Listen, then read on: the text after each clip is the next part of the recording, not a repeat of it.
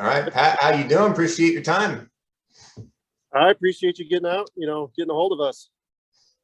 Good to hear. Hey, thank you. Let's start by opening up.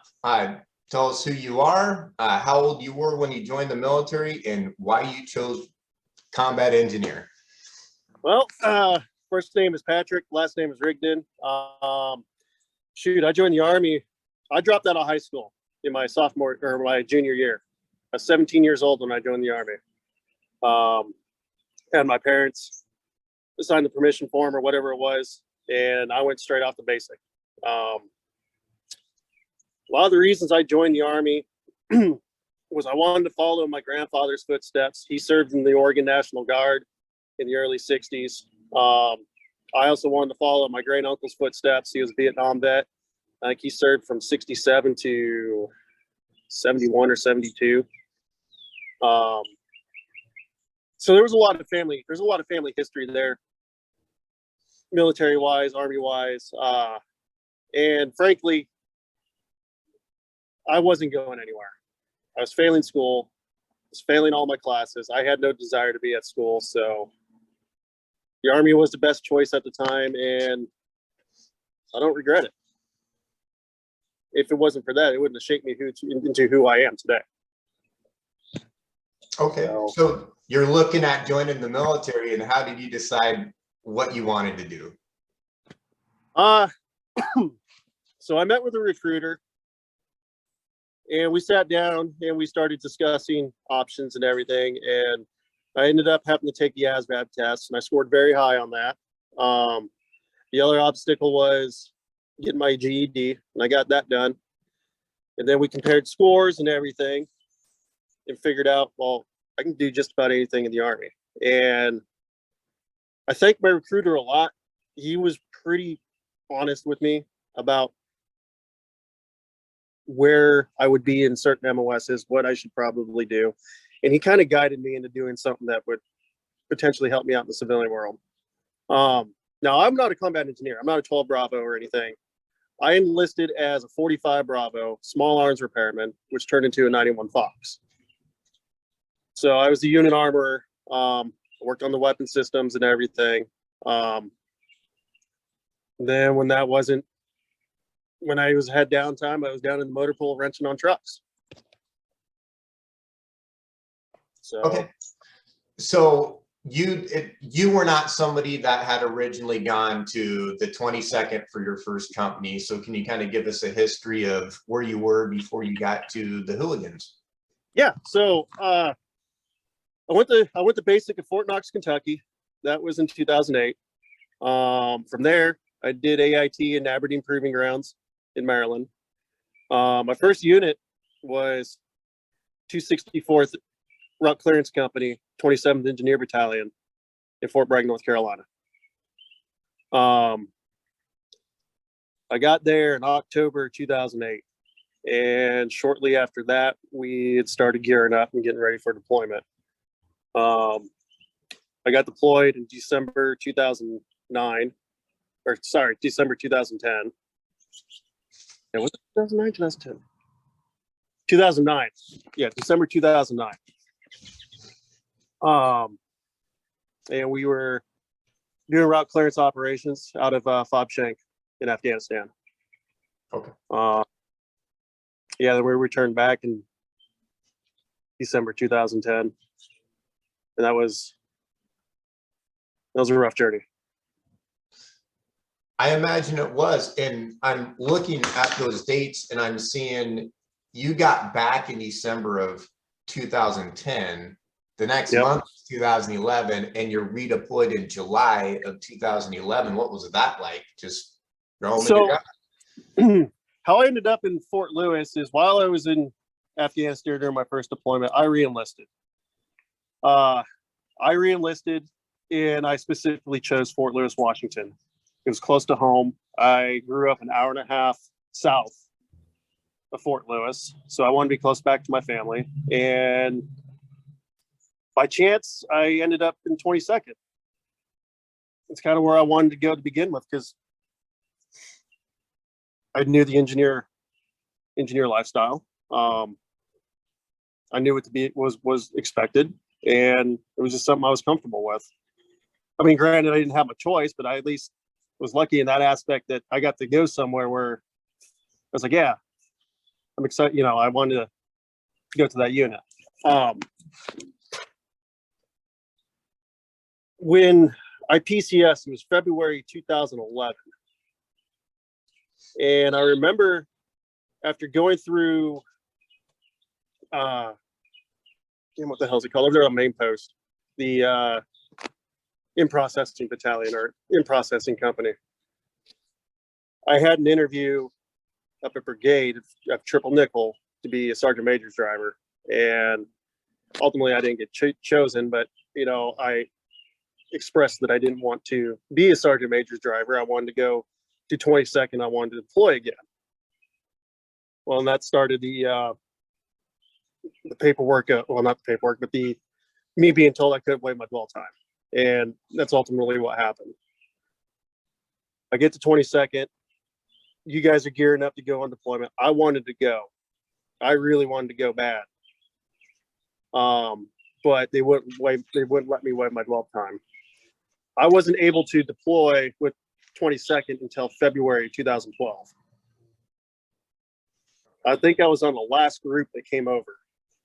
Can you explain what dwell time is? Why, so people understand why you couldn't go there?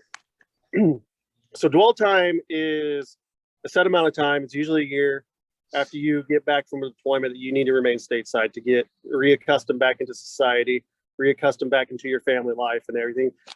And it's designed to give you a break. At the time, I was single. I had no kids. I didn't have a girlfriend. I wasn't married. I was just ready to get back on that plane and go back over there and continue what I did not even a year prior. Okay, so what did it look like? The unit would have gone there in July. You're coming in February. What was your journey to arrive in Afghanistan?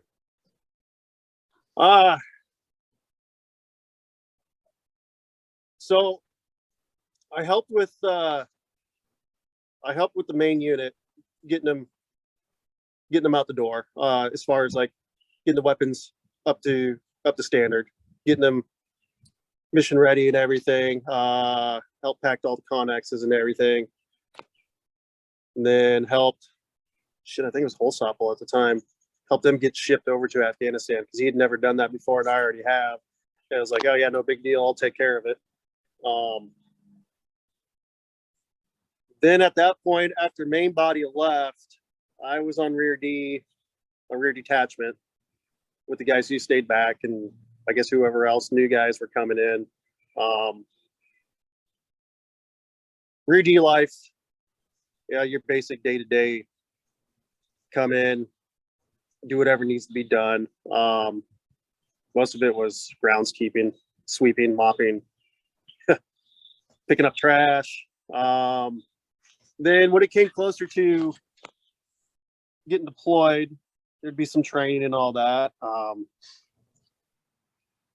Shoot, I don't remember what training we went through. I do know there was like so they were there in the battalion building. It was it was like a culture training, you know, to try to get us prepared for how people live in Afghanistan, how what their culture is like, kind of the do's and don'ts of when you interact with these people. And that's something I didn't do in my first unit, or at least I don't recall doing it. And it was helpful. It opened up my eyes a little bit on, you know, maybe these people aren't so bad. Mm-hmm. Then February 2012 comes around, and a small group of us end up getting deployed. We left Fort Lewis. We flew out of McCord, and we went to Manus, and then from there, I think we flew into Kandahar. We flew into Kandahar, and then from there we kind of got split up in between whoever units we were going to. It was me and a handful of other guys that went to 22nd. So, damn, I don't remember who our parent unit was over there. I know it was a guard unit. I think out of was it Mississippi? Honestly, I don't remember, but Mississippi doesn't sound right. I don't remember though.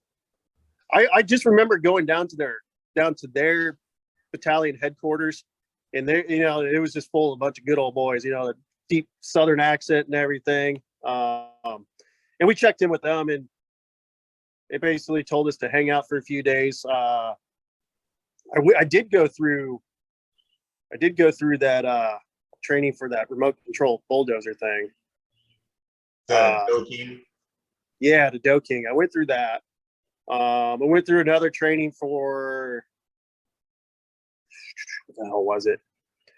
I was like some sort of comm unit that you throw on your back, like a jammer or something. Okay. I went through that. Oh, sorry, keep going. I went through that, and yeah, we were on a helicopter to go to Saab.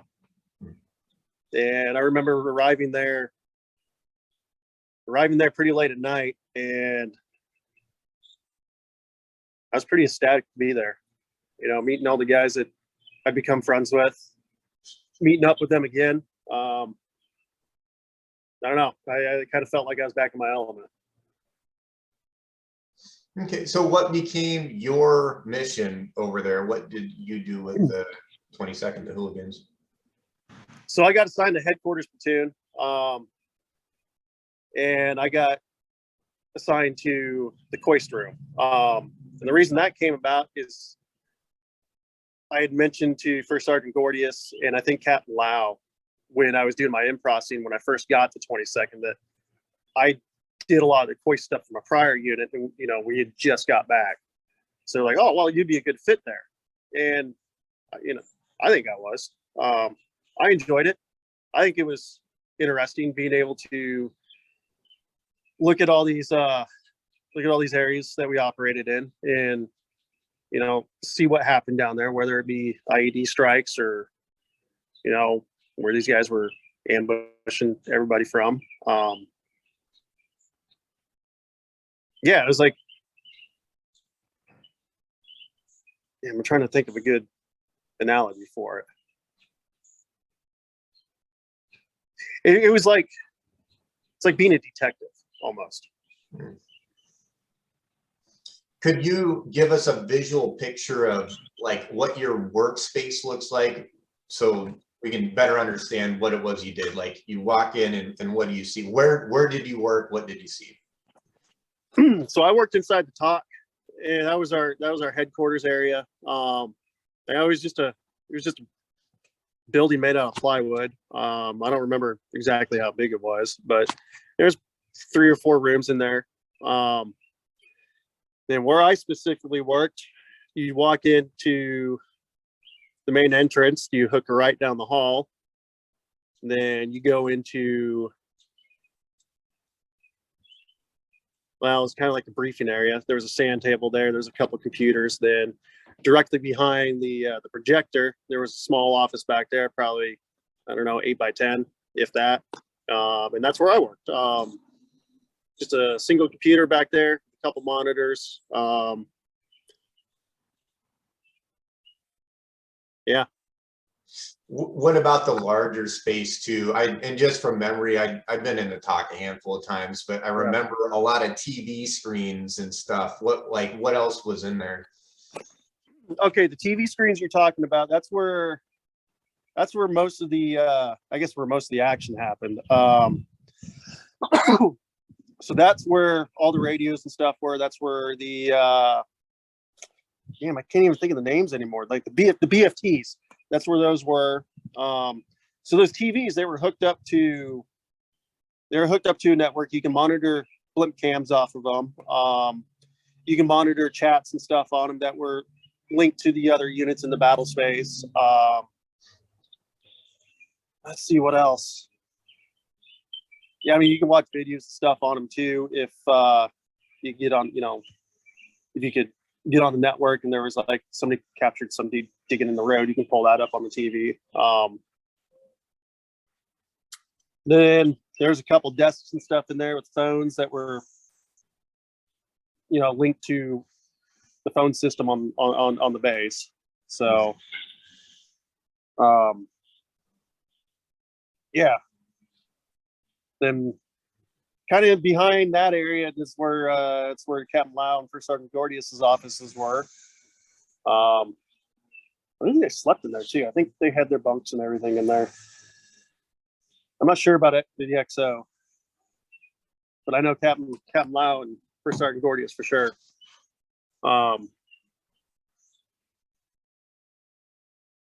Man, it's been years since I even thought about that place.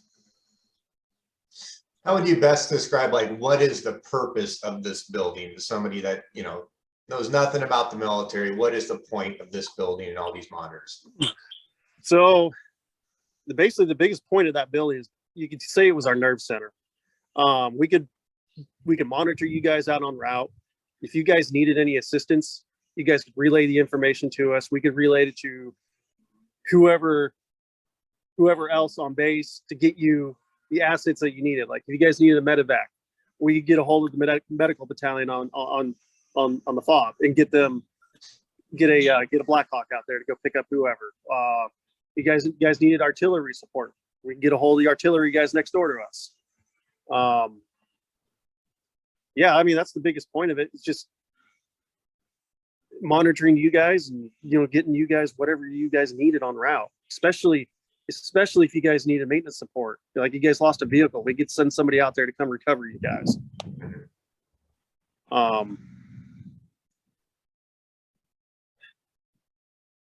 That, and, we are it was a central area where we could collect all of our information too, and, send it down to whoever needed it. So what was your role in all of this? What was your daily routine? So my main role, like I said, I worked in the hoist room. So my daily routine was I worked night shift. So what I would do is I'd get up probably about 2-3 o'clock in the afternoon. I'd get up, I'd go out, do a little bit of PT, get showered, get dressed, then go inside the hoist room, where I would be briefed by day shift, whether or not was going on that day, whether it was quiet or if there was some action, where it happened, what happened, who was involved.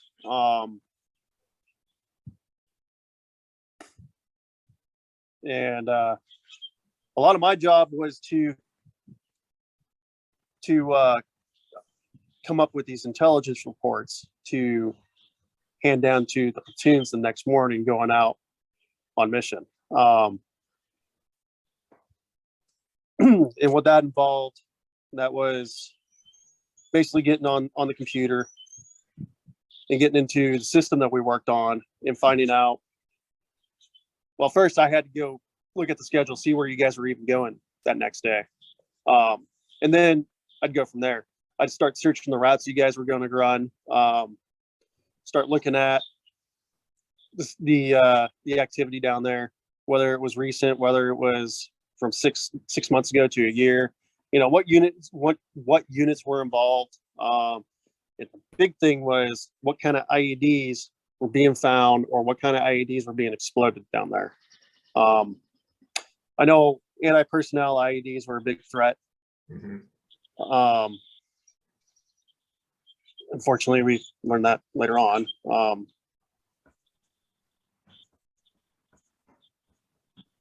But I would compile all this information and try to present it into a slideshow, or even try to get it out on the sand table that we had to visually show the guys who were going out there where a lot of this activity was, what to look for, what to expect, key points of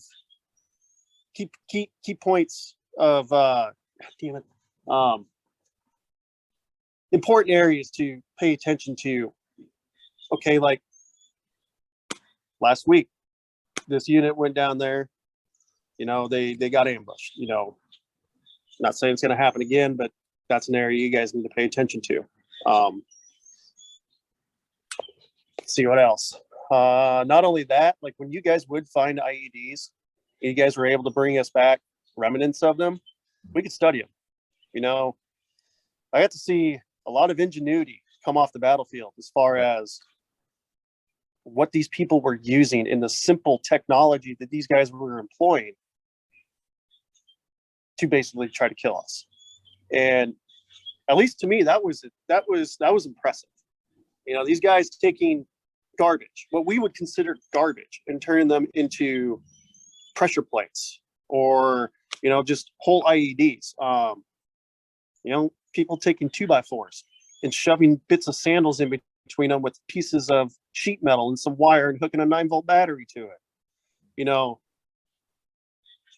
just stuff like that. I was so impressed of what they were able to do with so little.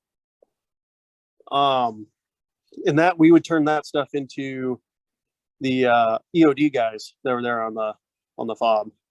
And they would study it, you know, see if they can't find anything that was like fingerprints. That was a big one. Find any fingerprints on it, whether or not this is a new trend that we need to start watching out for. See what else. Yeah, they were able to pull fingerprints off of them. They were able to, well, shoot, if there was any hair stuck to it, they could pull that off and run that through a DNA system, I think. Yeah, and if anything popped up, you know, they could pinpoint, oh, hey, this is so-and-so making these IEDs. We've already caught them before.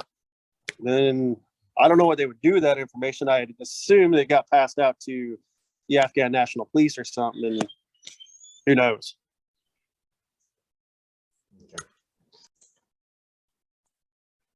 All right. So sorry about that. We had some technical problems, but we're back, and it's the same day. Probably 20 minutes have transpired.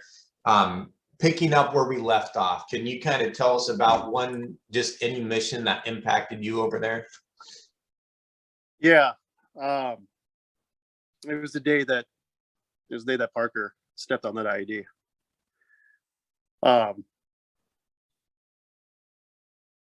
I did the intelligence report for that area prior to his platoon going down there, and they went on that No King mission.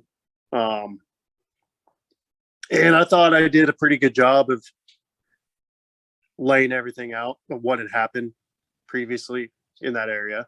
And then I found out he stepped on the IED and, you know, lost his legs, lost one of his arms. I didn't know he was still alive when I walked in that night to take over. I had heard about what happened, and I assumed that he was dead.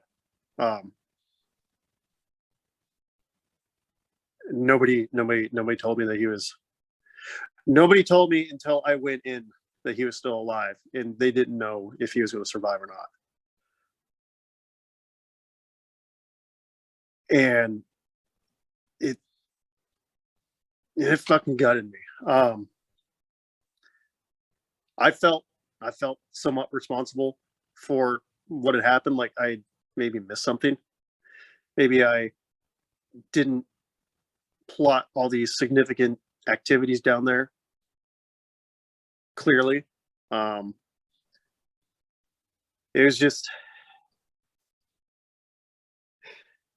was a gut punch.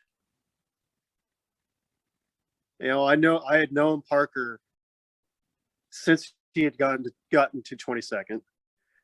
I was close with him prior to him deploying with Main Body in July 2012. You know, we hung out outside of work. We lived in the same barracks, not in the same barracks room, but in the same barracks in the general vicinity. He was a good dude. You know, he is a good dude. You could always, he's the type of guy who would put a smile on your face no matter what. He can make you laugh. All around good dude, clown. I love him to death. He's And that day when I found out he had stepped on that IED, it took me back to what I have already experienced not even a year ago when I was on my first deployment and losing some of the guys that I was close to. And I couldn't really, at the time, I couldn't really get those emotions out. I had to stifle them down and go to work. And that's been something that's worn on me for years. It's one of the things I've talked about in therapy. And it's not the only one. The same thing happened with Sergeant Povolitis too. I was there for that. And that one I did know when I came in that he was dead. And that one hurt. I wasn't close to him. I didn't know him that well, but what little I did know him, he was just another awesome guy. You know, another one of those guys who would pick you up when you're feeling down. And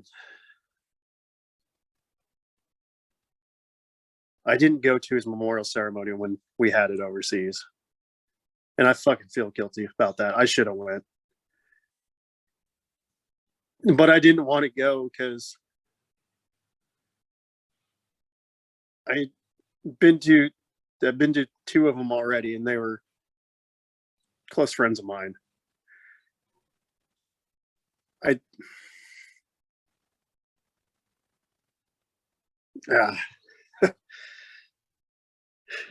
It's one of those things, like, you don't want to be reminded of what can happen to you outside, or what could happen to your friends. And going to those things is a reminder, even though we're honoring them, it's a reminder that this isn't a fucking game.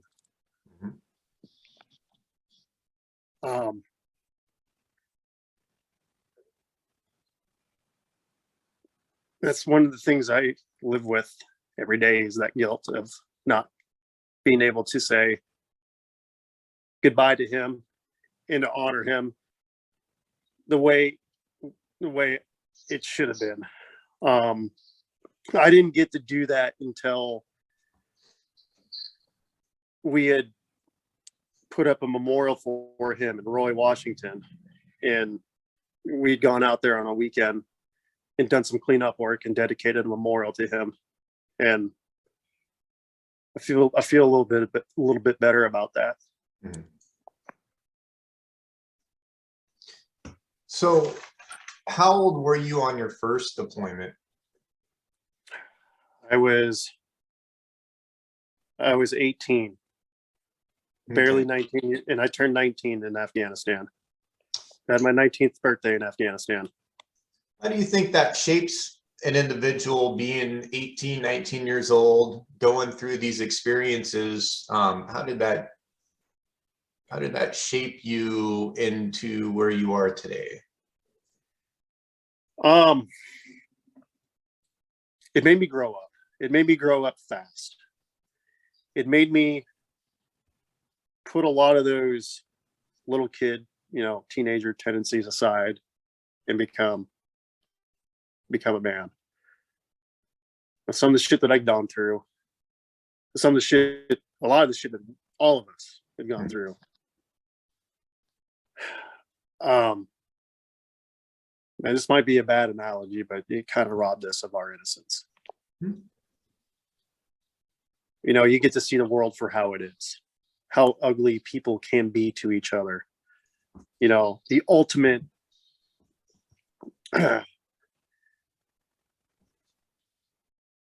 it's the ultimate, you break it down to like animalistic behaviors, how brutal we can be to another human being. Mm-hmm.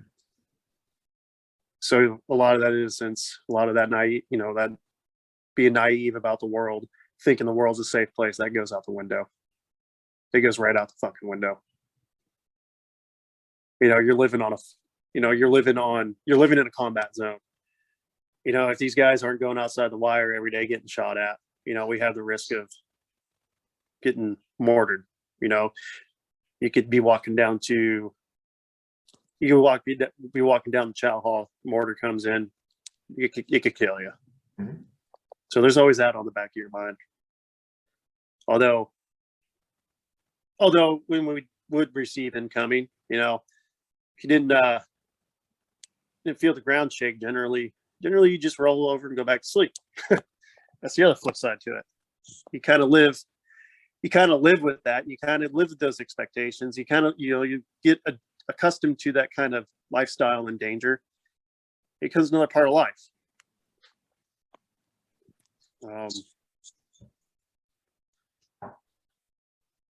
So I think being over there at such a young age, that a lot of my childhood was left over there too. I don't know if that makes any sense. Makes a lot of sense to me. Because when I came back, I wasn't the same person. Sure. Yeah, I'd like to talk about that a little bit.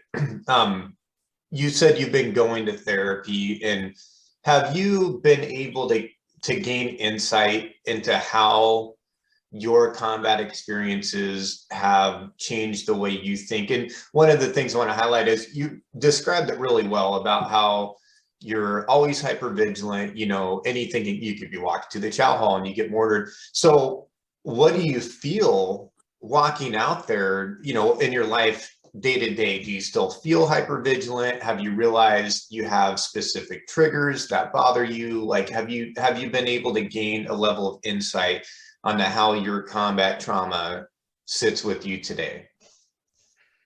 Yeah.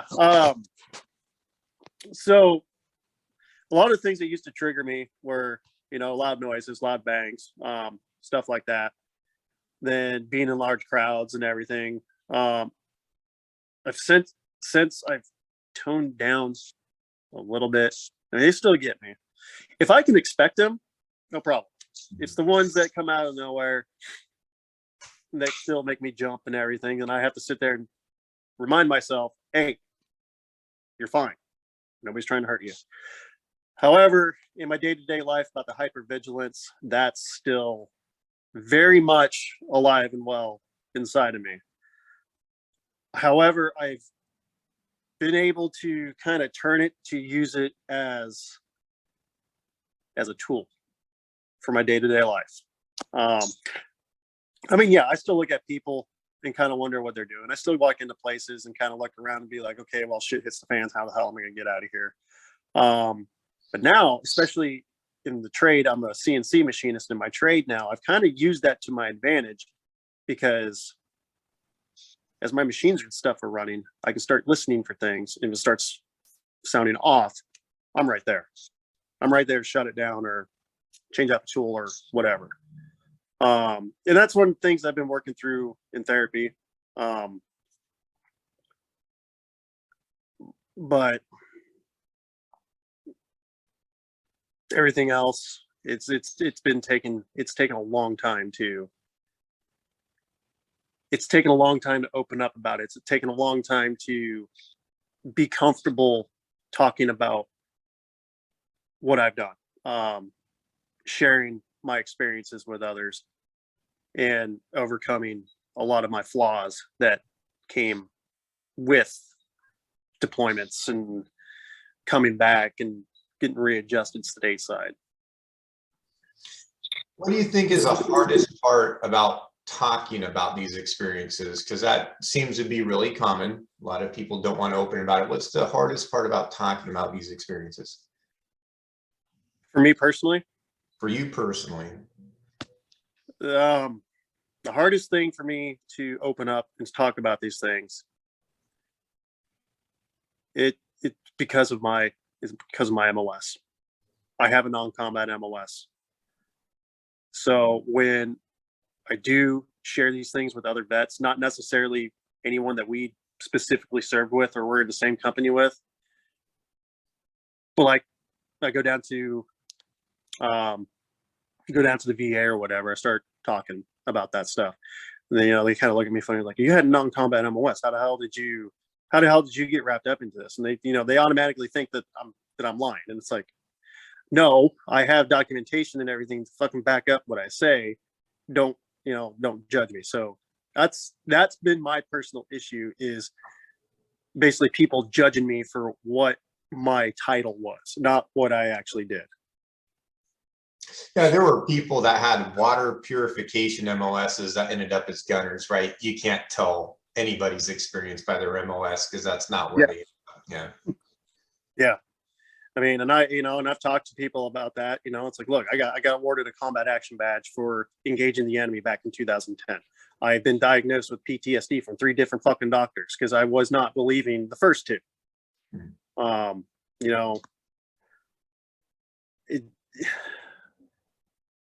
That just going back to my point, that's been the hardest thing.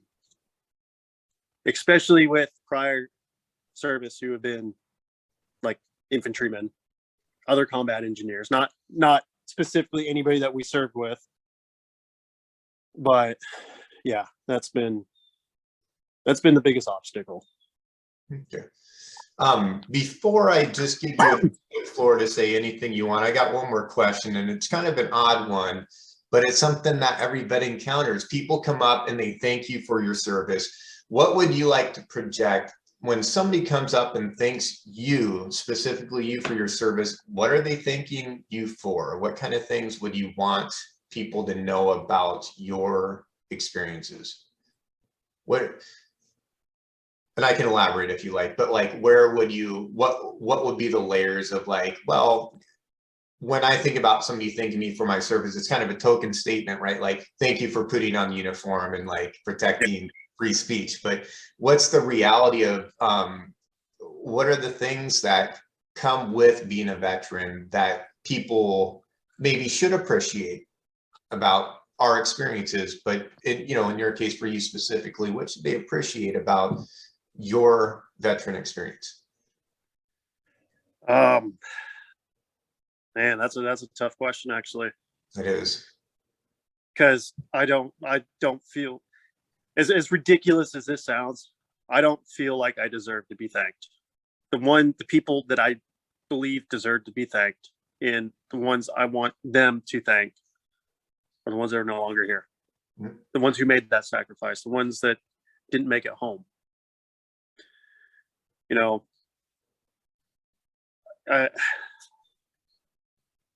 When I get approached and people do thank me for my service, I take it with a grain of salt. I say thank you. I try to be as polite as I can.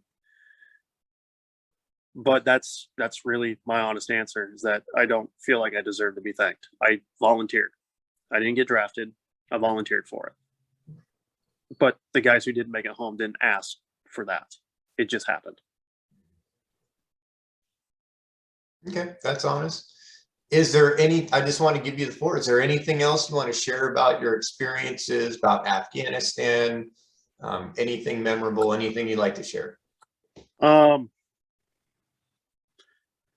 Yeah, I mean, do you want to dig into life after? Yeah, let's talk about life after. How's that been for you? Well, to back that up, I mean, we'll have to keep this kind of short, I suppose. So after I got back from my first deployment, that was back in 2010, I developed a drinking issue to cope with a lot of my anger, a lot of my personal issues and everything. And that followed me all the way through Fort Lewis. That followed me all the way up until after I got out of active duty. And I kept hiding the drinking problem. Shit. It was hard for some days not to even go to my barracks for my lunch and not sneak a drink or two just to make it through the damn day. I don't think anybody knew. Well, I think Sergeant Blevins might have thought there was something up, but I will say in 2010, 2014, 2013, 2014. I think it was 14. I got into an argument with an NCO, and I was a specialist at the time. And Sergeant Blevins had to intervene. And he pulled me off to the side and talked to me about I need to be careful about my lack of discipline and all that. And I kind of broke down right there. And I was like, I can't fucking do this anymore. I can't be here. The company was deployed. I felt wrong that I got, I had to stay back because I wanted to extend and go with them again. And then Sergeant Blevins talked to me, kind of calmed me down, and Sergeant Pickens got involved and sat me aside, and we all talked about what was going on. And they recognized that there was something there. There was an issue that I had that needed to be addressed, and they recommended that I probably go see mental health, and I did. I went there for a couple sessions. I basically thought it was bullshit and didn't go back. Then when it came time for me to ETS, I got hooked up with another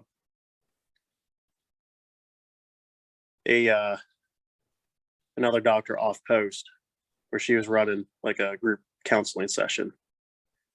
And I went and saw her, figured out she was prior service. She was in the Air Force. I was surrounded by a lot of other veterans that had similar issues to me. And that's where I started really making ground of figuring out what was wrong with me. Why do I got this drinking problem? Why do I have all these anger issues? Why am I the way that I am? And it helped a lot. Then I got out of active duty. I did something that my wife wasn't too proud of. I re-enlisted into the National Guard. She wanted me to stay out, but I wanted to keep serving. So I went to National Guard. I was in the Washington Guard for about 6 months. Then I relapsed into my drinking habits.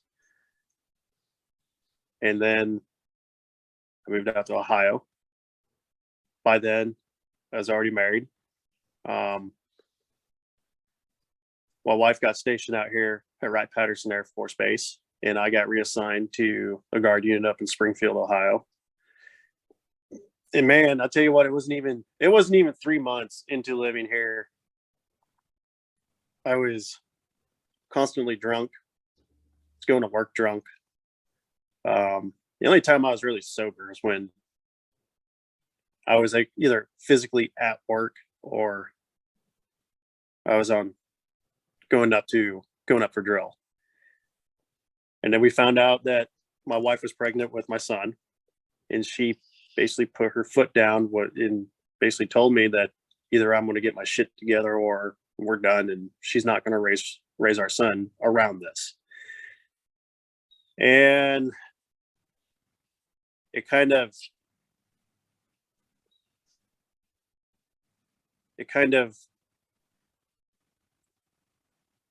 gut punched me to the point where it's like, I'm going to be recycling the same bullshit my dad put me through if I keep doing what I'm doing. And it's not fair. It's not fair to my kids to do that. So that's when I went back to therapy. I went onto the Air Force Base there and went there for a couple months, and that doctor there wasn't helping me at all. And then I got hooked up with another veteran doctor here in Dayton. And he actually has helped me quite a bit. He started pinpointing or not really, not pinpoint.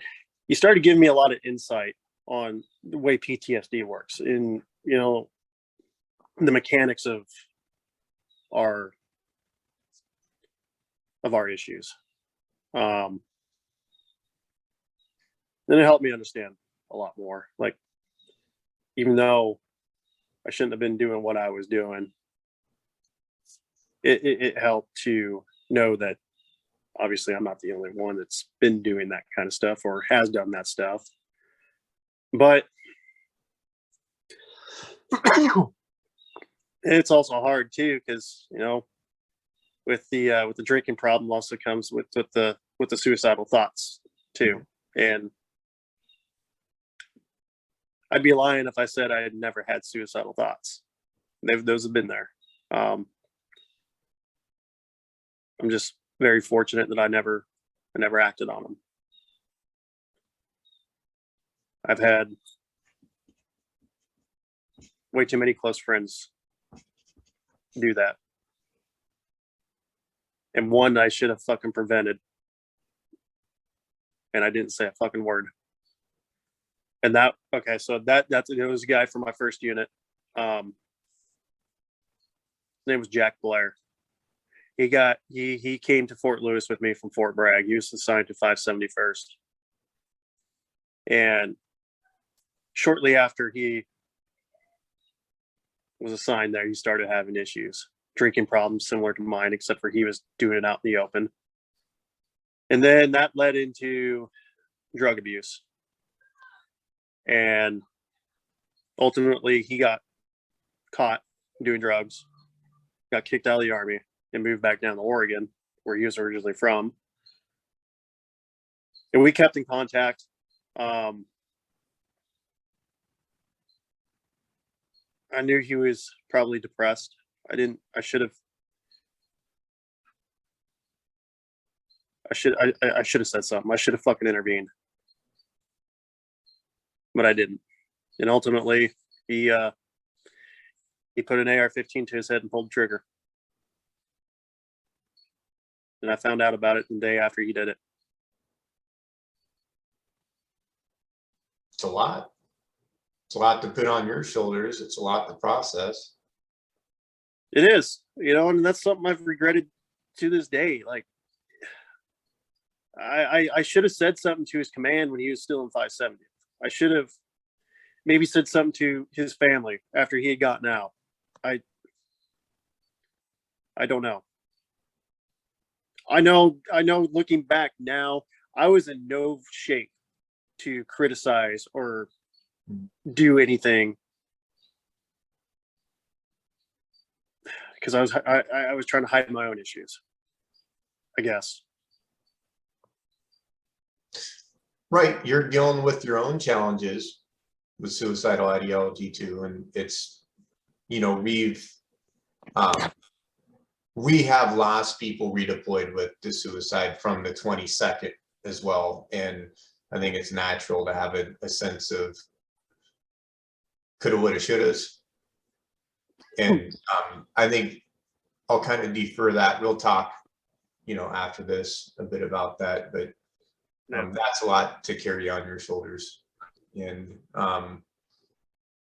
although I appreciate you sharing that, and that's one of the big challenges we have is coming back. And I kind of talked about the things people might not be aware of when they think it's for a service, but suicidal ideology, it's super common. It seems to come from a lot of different places too, but we're up against the the same technical issue that hit us before, but I want to give you that space. Was there anything else that comes to mind? No, I think that's about it. I mean, life is going pretty good now, so I don't really have much to complain about. Okay, that's a good attitude. Okay, what I'm going to do, I'm going to wrap this one up and then recording. I'd like you to stay on for a moment. Yeah. Yeah. And thank you for your time. Appreciate it. No problem.